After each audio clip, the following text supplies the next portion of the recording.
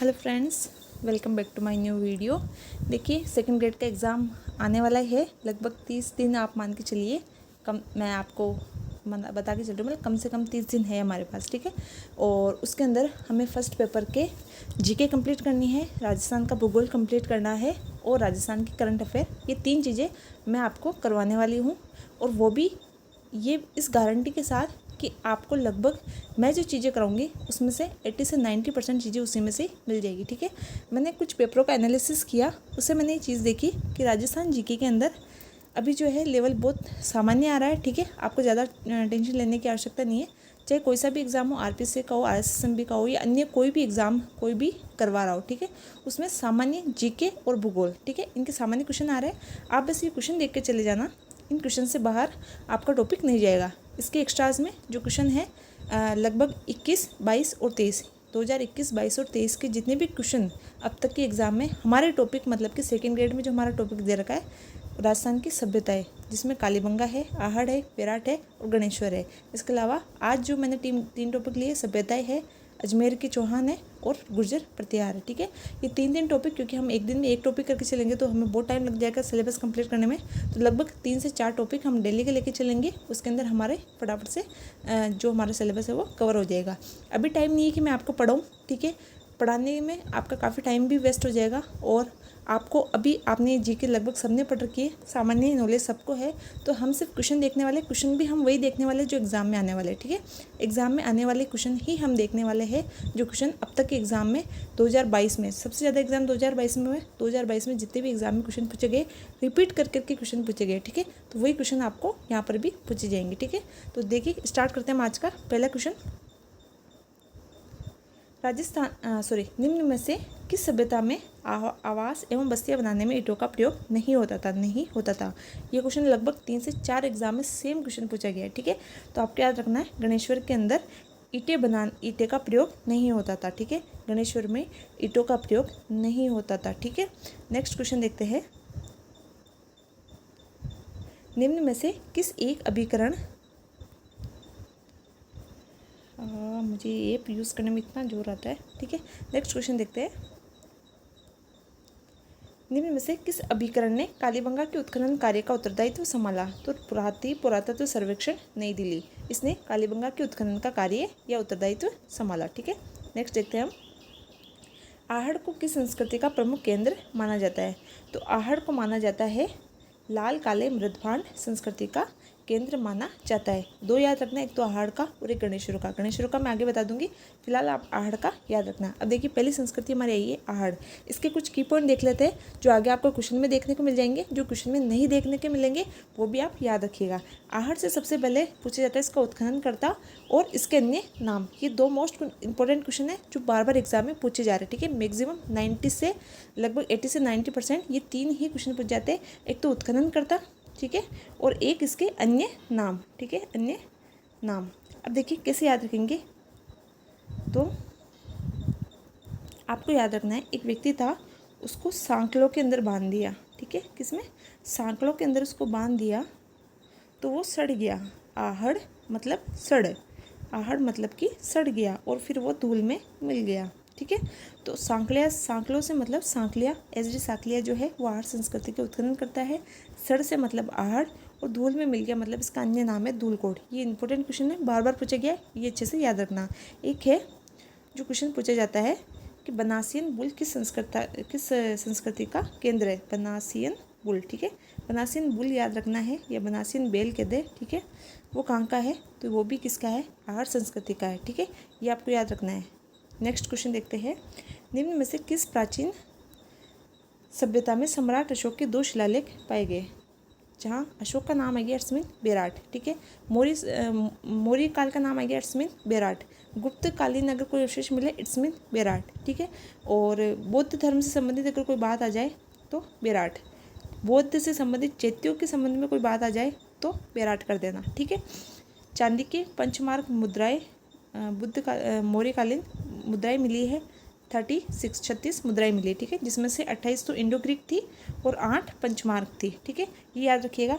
ये कुछ की पॉइंट है जो आपको आंखें बंद करते ही की पॉइंट आपको याद रहनी चाहिए कि ये कई की पॉइंट दिख जाए और हम बेराट लिख के आ जाए, ठीक है। मतलब ऑप्शन सही करें, ठीक है। नेक्स्ट देखते हैं, निम्न में से किस सभ्यता को धूलकोट भी कहते हैं। अभी मैंने बताया आहड़ को क्या कहते हैं, धूलकोट। नेक्स्ट देखते हैं, आहड़ का उत्खनन कार्य किसके नेतृत्व में संपादित हुआ। तो आहड़ का जो उत्खनन कार्य है अभी मैंने बताया आपको, SD सांकलिया, ठीक है। नेक्स्ट क्वेश्चन देखते हैं, किस सभ्यता में अच्छी विकसित प्राचीर किलेबंदी के अवशेष मिले हैं। तो देखिए आगे हमारा कालीबंगा, कालीबंगा के कुछ की पॉइंट देख लेते हैं। दोहरी शब्द आए, दोहरी प्राचीर कह लीजिए, दोहरी प्राचीर कह लीजिए, दोहरे खेत, जुते हुए खेत कह लीजिए, ठीक है, और दोहरी फसलें कह लीजिए, दो फसलों के अवशेष। फसलें में पूछ ले तो एक गेहूं है, याद रखिएगा, गेहूं और जो दोनों एक जैसे ही है, ठीक है। मैं तो लगभग गेहूं और जौ को एक ही फसल समझा करती थी पहले, अब समझ में आया कि गेहूं और जौ अलग अलग फसल है, ठीक है। तो गेहूं और जौ है, दोनों दो फसलें, दोहरी फसलों के अवशेष पूछे, फसलें पूछ ले तो गेहूं और जौ, ठीक है। और ये कुछ की पॉइंट्स है जो आपको कालीबंगा के संबंध में याद रखने हैं। इसके अलावा और भी है, एक बार वो भी देख लेते हैं। इसके अलावा आपसे पूछे शल्य चिकित्सा के अवशेष, ठीक है, शल्य चिकित्सा, भूकंप, भूकंप के अवशेष, ठीक है। शल्य चिकित्सा मतलब एक बच्चा है, उसकी खोपड़ी के अंदर छेद किए हुए मिले तो ऐसा लगता है कि शायद उसकी शल्य चिकित्सा की गई होगी। भूकंप के अवशेष, अलंकृत ईंटें पूछ ले, अलंकृत ईंटें पूछ ले, दीनहीन बस्ती पूछ ले, दीनहीन बस्ती आपसे पूछ ले। इसके अलावा लकड़ी की नालियाँ आपसे पूछ ले, लकड़ी की नालियाँ आपसे पूछ ले, कच्ची ईंटों का प्रयोग पूछ ले, कच्ची ईंटें और रेते से इनके मकान और जो प्राचीर है वो बनाई जाती थी, ठीक है। ये कुछ की पॉइंट्स है जो आपको कालीबंगा के संबंध में याद रखने हैं। नेक्स्ट देखते हैं, कालीबंगा का उत्खनन कार्य कितने स्तर पर हुआ। ये मोस्ट इंपॉर्टेंट, उस समय जब ये क्वेश्चन एग्जाम में आया था तो बहुत ज़्यादा लोगों को कंफ्यूज था कि क्या होगा इसका आंसर। जो किताब में से एज इट इज़ ऐसा कैसा ही उठा लिया गया, ठीक है। स्तर पूछे इसके अंदर, स्तर है 5, ठीक है, स्तर है कितने, 5। नेक्स्ट देखते हैं हम, देखिए मैं जो क्वेश्चन लेके आई हूँ वो सेकंड ग्रेड के जो फर्स्ट पेपर में अलग अलग जो शिफ्ट में होते हैं वो क्वेश्चन भी मैंने इसमें इंक्लूड कर लिए। और इसके अलावा जो अभी एग्ज़ाम के अंदर सेट में सबसे ज़्यादा क्वेश्चन जो सेट में पूछे गए थे वो भी हमारे लिए बहुत इंपॉर्टेंट हो जाते हैं। तो सेट के जितने भी दोनों सेट, जो ग्रेजुएशन लेवल और 12th लेवल का था, उसके जितने भी पेपर हुए उसमें जो हमारे टॉपिक के क्वेश्चन थे वो भी मैंने इसमें ले लिए, ठीक है। नेक्स्ट देखते हैं, निम्न में से कौन सा कथन कालीबंगा सभ्यता के विषय में सही नहीं है, ठीक है। कालीबंगा से ऊँट की हड्डियों के साक्ष्य मिले, बिल्कुल मिले हैं, ठीक है। कालीबंगा है राजस्थान, जब राजस्थान में है तो ऊँट के साक्ष्य तो मिलेंगे सही, ठीक है। नेक्स्ट देखते हैं, कालीबंगा से प्रथम अंकित किए गए भूकंप के साक्ष्य मैंने भी बताया आपको। और इसकी खोज इतालवी इंडोलॉजिस्ट लुई पियो टेस्टरी ने की, नहीं थी कि टेस्टरी ने नहीं की थी, किसने की थी, अम्लानंद घोष ने। मैं आपको बताना भूल गई, अम्लानंद घोष आपको याद रखना है। इसकी खोज किसने की थी, अम्लानंद घोष ने की थी, ठीक है। एक तो मैं क्या लिख रही हूँ, अम्लानंद घोष, ठीक है, अम्लानंद घोष। आप एक चीज़ याद रखिएगा, इनके खोजकर्ता और उत्खननकर्ता ये जरूर याद रखिएगा। 4 ही है अपनी सभ्यताएं, ज़्यादा बहुत सारी सभ्यताएं नहीं, 4 सभ्यताएं, चारों के आपको उत्खननकर्ता और खोजकर्ता याद होने चाहिए, ठीक है। नेक्स्ट देखते हैं, वैसे मैंने क्वेश्चन में इंक्लूड कर लिए चारों के। नेक्स्ट हम देखते हैं, निम्न में से बौद्ध धर्म से संबंधित पुरातात्विक अवशेष मैंने बताया, बौद्ध पूछ ले, गुप्त पूछ ले, मौर्य पूछ ले, अपने विराटनगर। नेक्स्ट देखते हैं, 7 अग्नि वेदिकाओं के, देखिए कालीबंगा में बताना भूल गई, 7 अग्नि वेदिकाओं के साक्ष्य भी कहाँ प्राप्त हुए, कालीबंगा से, ठीक है। नेक्स्ट देखते हैं, कौन सा पुरातात्विक स्थल ताम्रवती के नाम से जाना जाता है, या फिर ताम्रवती नगरी किसे कहते हैं, तो आहड़ को कहते हैं। ताम्र संचय पूछ ले तो गणेश्वर, ठीक है, ताम्र संचय गणेश्वर को कहा जाता है। इनमें से कौन सी सभ्यता, बनास, बेडच, ये नदियों के नाम याद रख लीजिएगा। हो सकता है इनमें से पूछ ले कि जो आहड़ है ये कौन कौन सी नदियों के तटों या घाटियों में फैली हुई है, ठीक है, या फिर नदियाँ देखकर सभ्यता पूछ सकते हैं। बनास, बेडच, वागन, गंभीरी और कोठारी नदियों के तट या घाटियों में फैली हुई है आहड़ सभ्यता। नेक्स्ट क्वेश्चन देखते हैं, राजस्थान की किस सभ्यता को ताम्र संचय, मैंने अभी बताया ताम्र संचय किसको कहते हैं, तो गणेश्वर को, ठीक है। और ताम्रवती किसे कहते हैं, आहड़ को। निम्न कथनों पर विचार कीजिए, विराट नगर जिसे बेराट के नाम से जाना जाता है जोधपुर का एक भाग है, सबको पता है। जोधपुर का नहीं किसका है, जयपुर का है। बेराट मौर्य साम्राज्य का हिस्सा था, बिल्कुल, मैंने कहा मौर्य आ जाए इसमें बेराट, तो केवल 2 सही है।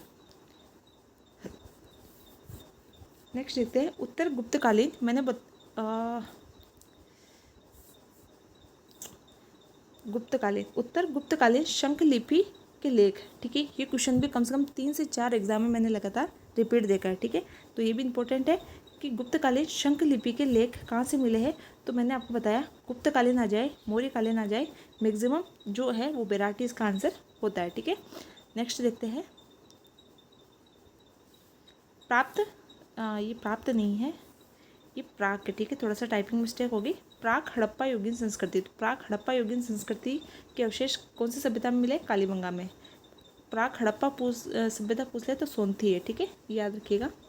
नेक्स्ट देखते हैं निम्न में से कौन कालीबंगा के उत्खनन से संबंधित नहीं है। तो कालीबंगा के मैंने कहा सबके उत्खनन करता आपको याद होना चाहिए। आहड़ का मैंने आपको अच्छे से याद करवा दिया, सांकलिया, ठीक है। और बेराट के मैंने आपको अभी हम आगे और देख लेंगे। कालीबंगा के हम एक बार देख लेते हैं। कालीबंगा के 3 जने आपको याद रखना है। पहले खोज से आपको याद रखना है अमलानंद घोष, ठीक है, अमलानंद घोष। और अगर उत्खनन पूछ ले तो तीनों नाम याद रखने, बीके लाल, बीबी थापर और एमडी खरे, ठीक है। लाल को खींच के थप्पड़ मारी, ठीक है, ऐसे याद रख लीजिएगा। इसमें मैंने देखे 3 से 4 बार क्वेश्चन रिपीट हुआ है, जिसमें ये जो 4th वाला ऑप्शन है ये बार बार चेंज कर दिया, कहीं साकलिया दे दिया, कभी क्या दे दिया, क्वेश्चन सेम है, बार बार रिपीट हुआ है, ठीक है। तो तीनों आपको नाम अच्छे से याद होने चाहिए। नेक्स्ट देखते हैं कि सभ्यता स्थल में उत्खनन के चांदी की 8 पंचमार्क मुद्रा मिली। मैंने बताया बेराट के अंदर टोटल 36 मुद्राएं मिली, जिसमें से 28 तो इंडो ग्रीक है और 8 पंचमार्क है, ठीक है। तो आपको ये तीनों आंकड़े याद रखने हैं। एग्जाम में तीनों आंकड़े पूछे गए, ठीक है, अलग अलग क्वेश्चन के अंदर। कौन सी है, बेराट। नेक्स्ट देखते हैं निम्न में से कौन सा स्थान आहड़ सभ्यता से संबंधित नहीं है। तो देखिए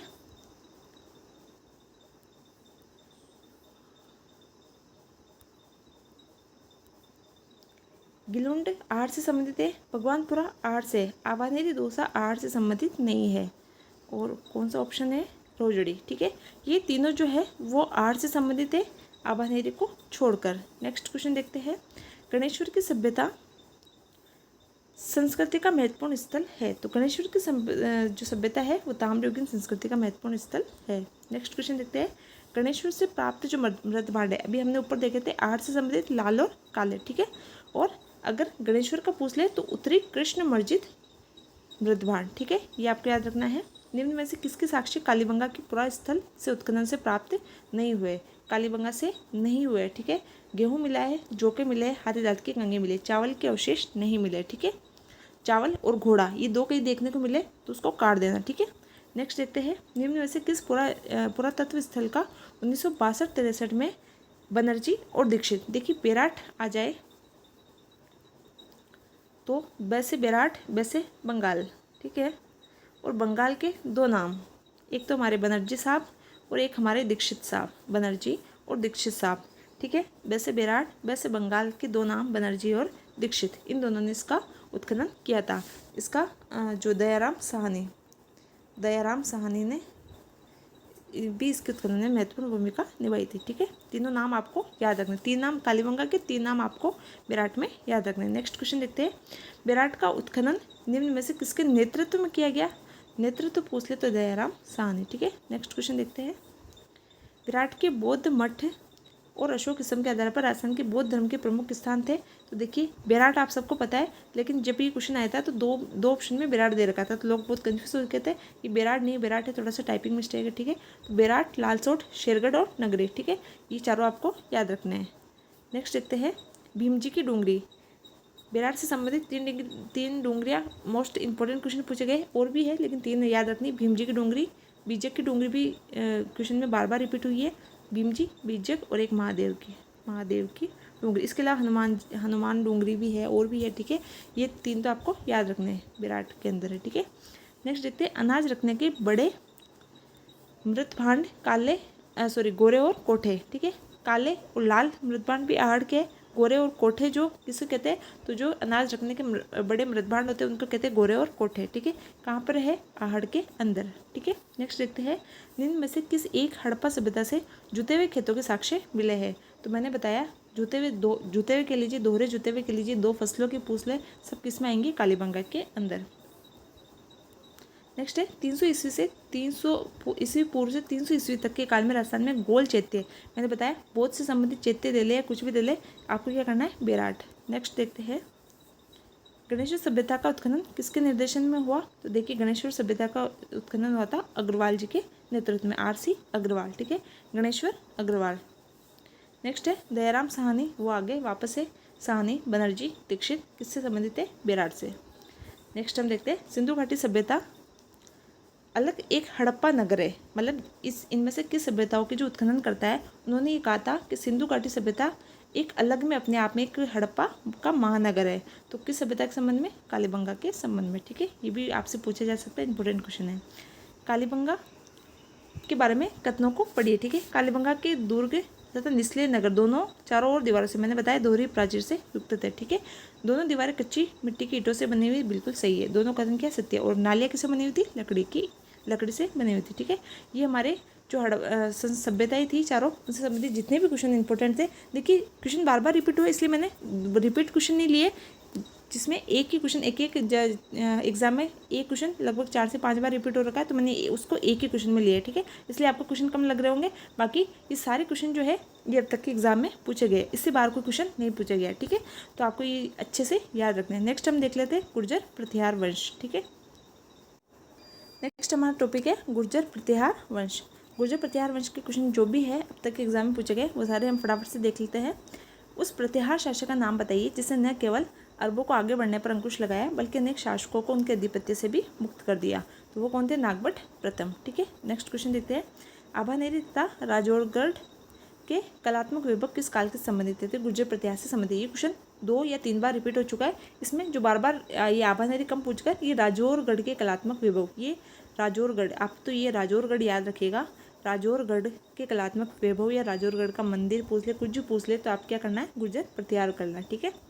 नेक्स्ट क्वेश्चन देख लेते हैं मंडोर प्रतिहार वंश के किस शासक की वंशावली प्रारंभ होती है। मंडोर प्रतिहार वंश के किस शासक से वंशावली प्रारंभ होती है। देखिए अगर प्रतिहारों की पूछ ले तो प्रतिहारों के जो आदि पुरुष थे वो कौन थे, हरिश्चंद्र थे, ठीक है, हरिश्चंद्र थे, ठीक है। और मंडोर की पूछ ले सबसे पहले, हरिश्चंद्र की जो प्रारंभिक राजधानी थी वो भी मंडोर थी। और अगर मंडोर के वंश कहाँ से वंशावली हमें जो प्राप्त होती है वो होती है रज्जिल से, ठीक है। नेक्स्ट देखते हैं किराड़ू का सोमेश्वर मंदिर किस स्थापत्य कला से संबंधित है, तो गुर्जर प्रतिहार से संबंधित। इसके कुछ ही मंदिर है जो एग्जाम में पूछे गए हैं, जो मोस्ट 3 से 4 मंदिर है वो अभी मैंने लास्ट के क्वेश्चन में ले लिए, वो आपको लास्ट में बता दूंगी, ठीक है। 3-4 जो मंदिर है वो अच्छे से याद रखना है आपको गुर्जर प्रतिहार से संबंधित। नेक्स्ट देखते हैं राजस्थान में प्रतिहार वंश के संस्थापक हरिश्चंद्र ने कौन सी राजधानी बताई, अभी मैंने बताया आपको, कौन सी बताई, मंडोर। इसमें मंडोर का है, ये रहा मंडोर, ठीक है। मंडोर हरिश्चंद्र ने अपनी राजधानी बनाई, ठीक है। नेक्स्ट हम देखते हैं वह गुर्जर प्रतिहार शासक जिसने रत्नहस्तिन या रणहस्तिन पे कहीं पे लिखा हुआ है, रणहस्तिन या रत्नहस्तिन की उपाधि धारण की, तो वो थे वत्सराज, ठीक है। ये क्वेश्चन भी 1-2 बार रिपीट हो चुका है। निम्न में से प्रतिहार राजा नागभट्ट प्रथम के बारे में कौन सा कथन सही है, ठीक है। वे वत्सराज के पुत्र थे, बिल्कुल सही है, नागभट्ट द्वितीय वत्सराज के पुत्र थे। 50 वर्षों तक लगभग उन्होंने 50 वर्षों तक शासन किया। उनकी मृत्यु के बाद जो महिपाल था और जो बोस द्वितीय था, ठीक है, उन दोनों के बीच में उत्तराधिकारी संघर्ष चला था, ठीक है, ये भी सही है। उन्होंने सिंध के अरब शासकों को हराया जो राजस्थान के गुजरात, पंजाब आदि पर अतिक्रमण करने की कोशिश कर रहे थे, ये कथन गलत है, ठीक है। तीनों क्वेश्चन सही है, तीनों कथन सत्य, याद रखिएगा आप। 750 से 1000 ईस्वी के दौरान राजस्थान के अधिकांश उत्तरी भारत में निम्न में से किसने शासन किया, तो प्रतिहारों ने शासन किया। आपको ये जो पीरियड है वो याद रखना है, 750 से 1000 ईस्वी, ठीक है। नेक्स्ट हम देखते हैं मंडोर के प्रतिहार शासकों में निम्न में से कौन है व्याकरण, तर्कशास्त्र, ज्योतिष कला, काव्य रचना में कुशल थे और वो एक से अधिक, एक मिनट, ये पहुँचाओ नहीं है, ये भाषाओं है, ठीक है, थोड़ा सा ये टाइपिंग में मिस्टेक हो गया, ठीक है, भाषाओं है। तो वो प्रत्यक्ष रूप से एक से अधिक भाषाओं में प्रतिष्ठित कवि के रूप में उन्हें स्वीकार किया गया था। ये क्वेश्चन ये पूरा क्वेश्चन भी एक एग्जाम में पूछा हुआ है। इसके अलावा तोड़ कर इसी क्वेश्चन में से 3 से 4 बार ये एग्जाम में पूछा हुआ है कि मंडोर के कौन सा प्रतिहार शासक था जो व्याकरण, तर्कशास्त्र, ज्योतिष कला और काव्य में प्रवीण था, या फिर कौन सा शासक था जो एक से अधिक भाषाओं में निपुण था, या फिर कौन सा शासक था जो तर्कशास्त्र, ज्योतिष कला में निपुण था। ऐसे कर करके 1 से 2 बार ये क्वेश्चन बार बार रिपीट हो चुका है। ठीक है, तो ये एक ही क्वेश्चन भी दे रखा पूरा जिसमें सभी इंक्लूड कर रखे, तो मैंने वो क्वेश्चन ले लिया। आप इसके अंदर की जो चीज़ें वो भी आपको याद रखनी है। तो इसमें ऑप्शन देख लेते हैं, जोता, भीलादित्य, कक और बाउक। इसका आंसर हो जाएगा कक। क्या हो जाएगा? कक। ठीक है, याद रखना आपको ये। नेक्स्ट देखते हैं।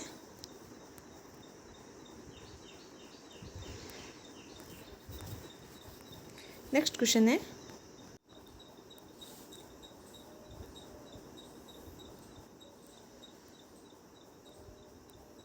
निम्न में से कौन शाही प्रतिहार सम्राट महेंद्रपाल प्रथम का गुरु था?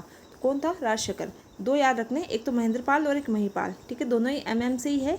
महिपाल, दोनों के गुरु कौन थे? राजशेखर। ठीक है, तो आपसे महिपाल का पूछ ले तो भी राजशेखर और महेंद्रपाल का पूछ ले तो भी राजशेखर है। ठीक है, नेक्स्ट क्वेश्चन देखते हैं। प्रतिहार शासक जिसने मेदांतक, जिसे मेड़ता, वर्तमान में मेड़ता कहते हैं, पहले मेदांतक कहा जाता था। पूछ सकते हैं कि मेड़ता का प्राचीन नाम पूछ ले तो भी मेदांतक याद रखिएगा। उसको अपनी राजधानी बनाया था। तो इनमें से किसने, जो मेदांतक है या फिर मेड़ता है, उसको अपनी राजधानी बनाया? तो किसने बनाया इसको अपनी राजधानी? नागभट्ट। किसने बनाया? सॉरी, माफ़ी चाहूँगी, थोड़ा सा टाइपिंग में काफ़ी मिस्टेक हो चुकी है। नागभट्ट। ठीक है, माफ़ी चाहूँगी, नागभट्ट। ठीक है, इसका आंसर हो जाएगा नागभट्ट। देखिए, नागभट्ट ने ही मेड़ता को अपनी राजधानी बनाया था। ठीक है, याद रखिएगा ये। नेक्स्ट हम देखते हैं, अभिलेख जो प्रतिहार शासक कक्कुक की अभिरोह पर विजय का दावा करता है। ये इंपॉर्टेंट क्वेश्चन है, इसको याद रखिएगा क्योंकि ये क्वेश्चन भी लगभग 2 से 3 एग्जाम के अंदर आ चुका है। तो कौन सा है? घटियाला अभिलेख है जो किसकी अभिरोह, कक्कुक की अभिरोह पर विजय, कक्कुक की अभिरोह पर विजय का दावा कर चुका है। ठीक है, कौन सा? घटियाला अभिलेख। ठीक है, नेक्स्ट क्वेश्चन देखते हैं हम। किस प्रतिहार शासक ने आदिवरा की उपाधि धारण की थी? तो किसने की थी आदिवरा की उपाधि? देखिए, एक आदिवरा भी याद रखिएगा और एक प्रभास की उपाधि भी इसी ने धारण की थी। तो किसने की थी? मिहिर भोज ने की थी। ठीक है, एक प्रभास भी याद रखिएगा, ये भी क्वेश्चन में पूछा गया है, ये भी इंपॉर्टेंट है। तो आदिवरा और प्रभास दोनों ही, आपके एक साउथ के एक्टर भी है प्रभास, तो उससे भी याद रख लीजिएगा। आदिवरा और प्रभास की उपाधि किसने धारण की थी?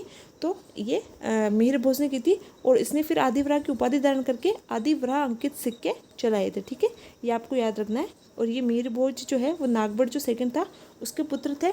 और एक याद रखिएगा, भोज से आता ना, जिसे भोज करते हैं, जिसे खाना वाना खिलाते हैं। ठीक है, तो एक यात्री आया था, अरब यात्री सुलेमान। ये पूछ सकते हैं क्वेश्चन कि सुलेमान जो यात्री है, अरब यात्री, ये किसके शासनकाल में आया था? तो ये भी जो मिहिर भोज इसके शासनकाल में, तो याद करना है कि सुलेमान आया तो हमने उसको क्या करवाया? भोज करवाया। ठीक है, नेक्स्ट क्वेश्चन देखते हैं। कौन सी पुस्तक गुर्जर प्रतिहार वंश के मिहिर भोज द्वारा रचित नहीं है? देखिए, मिहिर भोज बहुत प्रतापी शासक था और वो एक बहुत बड़ा जो है व्याकरण, क्या कहते हैं, लेखक भी था। ठीक है, तो मिहिर भोज की कुछ पुस्तकें हैं, वो भी इंपॉर्टेंट है, पूछी जाती है। एक राजशेखर की पुस्तकें पूछी जाती है। पहले हम इसकी पुस्तकें देख लेते हैं, उसके बाद मैं आपको राजशेखर की पुस्तकें भी याद करवा दूँगी। ठीक है, तो गुर्जर प्रतिहार जो शासक है मिहिर भोज, उसकी पुस्तकें ये 3 आपको अच्छे से याद रखनी है। सर्वश्रेष्ठ श्रृंगार प्रकाश, कृति कल्पतरु और राज मृगांक। ठीक है, ये तीनों इसकी पुस्तकें, धर्म संग्रह की पुस्तक नहीं है। ठीक है, ये आपको अच्छे से याद रखना है। नेक्स्ट देखते हैं, एक राजशेखर की पुस्तकें मैं बता रही थी आपको। देखिए, राजशेखर की जो किसके दरबारी कवि थे, किसके गुरु थे? महिपाल और महेंद्रपाल के। ठीक है, दोनों की याद रखना है।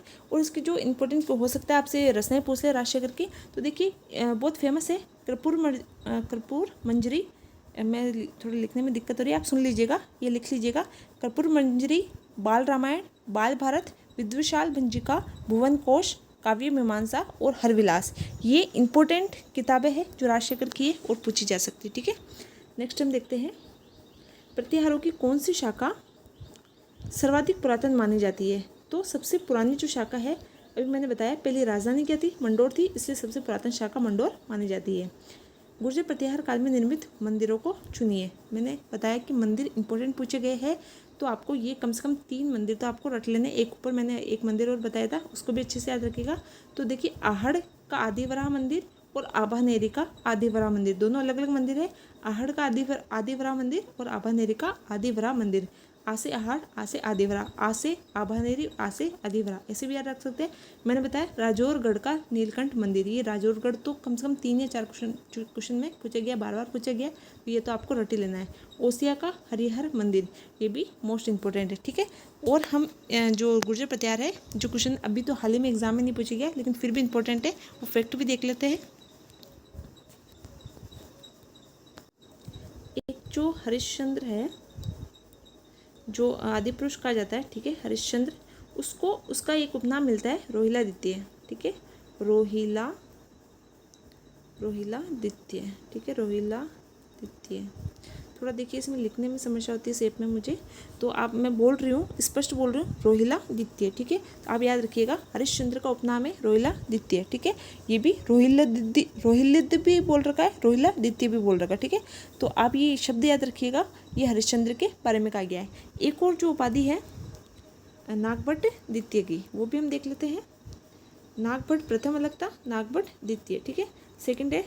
उसका भी उपाधि बार बार पूछी जाती है, तो वो आपको याद रखनी है कि कौन, नागभट्ट जो द्वितीय है उसको कहा गया परम भट्टारक महाराजाधिराज। परम भट्टारक पूरा लिखने में नहीं आएगा यहाँ पर। परम भट्टारक महाराजाधिराज परमेश्वर की उपाधि निम्न में से किसने धारण की नहीं की। ऑप्शन में नागभट्ट प्रथम द्वितीय दोनों आ जाता है, ठीक है। तो आप याद रखिएगा, जिसे बोलते हैं महाराजाधिराज, यानी कि महाराज, ठीक है, ये 2 बार रिपीट हुआ है, महाराज धीराज, ठीक है, राज 2 बार रिपीट हुआ, इट्स मीन नागभट्ट द्वितीय के बारे में कहा गया है, ठीक है। ये थोड़े से इंपॉर्टेंट फैक्ट थे, वो आपको याद रखने हैं। और जो नागभट्ट प्रथम, ये तो महाराजा धीराज 2 बार आया, इट्स मीन नागभट्ट द्वितीय है। एक नागभट्ट प्रथम का भी आप याद रख सकते हैं, उसकी भी उपाधियाँ पूछी जा सकती है। तो नागभट्ट प्रथम, ठीक है, वो द्वितीय की थी। प्रथम की याद रखिएगा कि 2 बार आया, इसमें वो द्वितीय की है, और प्रथम एक ही बार आया, नागावलोक कहते हैं इसको, नागावलोक, ठीक है, नागावलोक भी इसी को ही कहते हैं। इसके बाद, इसके अलावा नारायण, ठीक है, नारायण एक ही है। एक नागों का जो लोक है वो भी एक ही है, तो एक ही, यानी कि नागभट्ट फर्स्ट के बारे में ही ये दोनों उपाधियाँ है, ठीक है, आपको याद रखना है। और ये उपाधियाँ दे किस में रखी है, तो जो ग्वालियर प्रशस्ति है, ग्वालियर प्रशस्ति, ठीक है, ग्वालियर प्रशस्ति के अंदर ये उपाधियाँ दे रखी, ठीक है। अब हम देख लेते हैं अजमेर के चौहान वंश।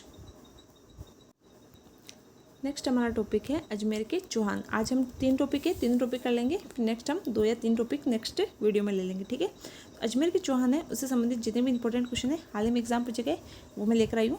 चलिए स्टार्ट करते हैं। निम्न में से चौहान शासकों में से किस शासक को बिसल देव के नाम से जाना जाता था, ठीक है। बिसल देव किसे कहते थे, विग्रहराज चतुर्थ को कहते थे। किसको कहते थे, विग्रहराज चतुर्थ, 4th, ठीक है। लेकिन ये जब एग्जाम में क्वेश्चन दिया तो उसमें विग्रहराज का नाम ही नहीं था, ठीक है, तो बहुत सारे कंफ्यूज हो गए। इसको वाकपतिराज चतुर्थ है, वाकपतिराज चतुर्थ भी इसको कहा जाता है, ठीक है। नेक्स्ट हम देखते हैं अजमेर के अजयराज चौहान के पिता कौन थे, ठीक है। मैंने देखा है कि अजमेर के जो चौहान शासक है उसमें से लगभग बहुत कम एग्जाम में क्वेश्चन पूछे गए, लेकिन जब पूछे गए ना, वह या तो बिल्कुल इजी सा क्वेश्चन दिया है, या फिर इनके जमाने के लिए क्रम दे दिया है कि मतलब 4 शासक दे दिए और आपको उनको कालक्रम के अनुसार जमाना है, ठीक है। तो 2 क्वेश्चन तो मैं इसमें लेकर आ गई हूँ, इसके अलावा 1-2 बार और दे रखे, तो आप इनकी जो क्रम है वो याद रखिएगा, ठीक है। जो संस्थापक है वहाँ से लेकर लास्ट तक के जो लगभग 5 से 7 शासक है, ठीक है। मैं इसमें लाना भूल गई, लेकिन आप वो 5 से 7 शासक है उनका क्रम थोड़ा सा याद कर लीजिएगा, हो सकता है उसमें से आपको क्वेश्चन मिल जाए, ठीक है। अजमेर के अजयराज चौहान के पिता कौन थे, तो इनके पिता कौन थे, गोविंद, ठीक है। कौन थे, गोविंद थे। अजमेर के अजयराज जो कि अजमेर के क्या माने जाते हैं, संस्थापक माने जाते हैं। नेक्स्ट हम देखते हैं महोबा विजय के बाद पृथ्वीराज तृतीय ने वहाँ का प्रशासक किसे नियुक्त किया, तो वहाँ का प्रशासक पज्जुन राय को नियुक्त किया गया। महोबा विजय जो पृथ्वीराज तृतीय उसके लिए बहुत इंपॉर्टेंट थी, ठीक है। शासक मुझे आप कमेंट बॉक्स में लिख के बताना महोबा के, और वो जो 2 सेनानायक थे जो फेमस थे वो भी मुझे आप कमेंट में लिख के बताना। नेक्स्ट देखते हैं निम्न कथनों में से कौन सा कथन अजमेर के चौहान शासक अजयराज के विषय में सही नहीं है, ठीक है। अजयराज ने अजमेर के नवीन नगर की स्थापना की, बिल्कुल सही है। पृथ्वीराज विजय के अनुसार अजयराज ने गजन मतंग अर्थात गजनी के मुस्लिम